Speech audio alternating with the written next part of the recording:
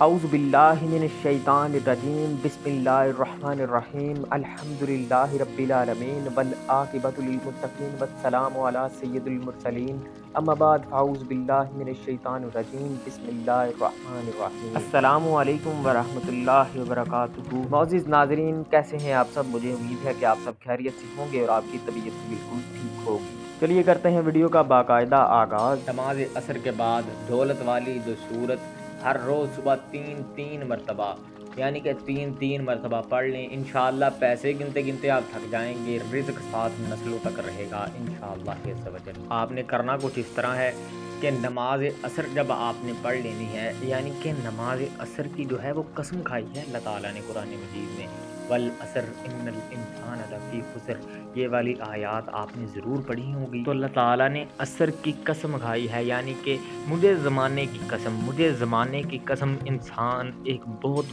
بڑے خسارے میں ہے۔ اللہ تعالیٰ ہم سب کو خسارے سے محفوظ رکھے، گھاٹے سے محفوظ رکھے۔ تو دوستو، گھاٹا یہاں پر اس چیز کو کہا گیا ہے کہ ہم نے تجھے اس دنیا میں اس لیے بھیجا کہ تو اپنے امتحان کی تیاری کر جو تو نے کل سر انجام دینا ہے۔ جس امتحان میں تو جائے گا تو وہی ساری زندگی کا امتحان ہے، اور کل رزلٹ ہے، آج امتحان میں ہم تیاری کر رہے ہیں۔ دوستو، ہمیں اللہ تعالیٰ سے دعا کرنی چاہیے کہ اللہ ہمیں گناہوں سے محفوظ رکھ اور اپنی پناہ میں لے اس شیطان مردود سے جو لوگوں کے دلوں میں وسوسے ڈالتا پھرتا ہے۔ اللہ تعالیٰ تمام احباب کو، آپ کی نسلوں کو شیطان مردود کے شر سے محفوظ رکھے، آمین۔ نماز عصر کے بعد دولت والی دو صورت، یعنی کہ پورا قرآن مجید ہی برکتوں والا ہے، لیکن ان دو صورتوں کے فضائل جو پڑھے ہیں تو بہت ہی فضائل ہیں، بہت ہی عظمتوں والی یہ صورت ہے۔ سب سے پہلی تو الحمدللہ رب العالمین سورۃ الفاتحہ، اور دوسری قل ھو اللہ احد سورۃ الاخلاص ہے۔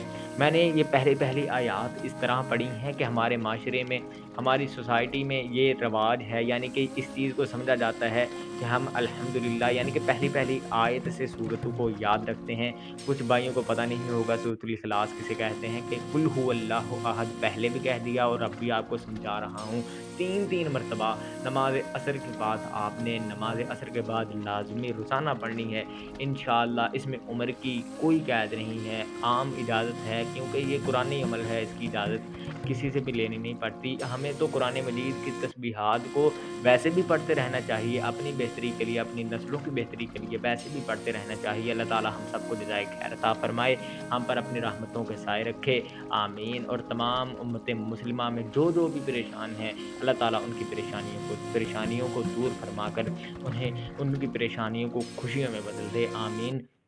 سبسکرائب اور لائک لازمی کیجیے گا، بار بار کہنا اچھا نہیں لگتا، جزاک اللہ یہ بالکل فری ہوتا ہے۔ اللہ تعالیٰ آپ کو اس کار خیر کی جزائے خیر عطا فرمائے، آمین، جزاک اللہ۔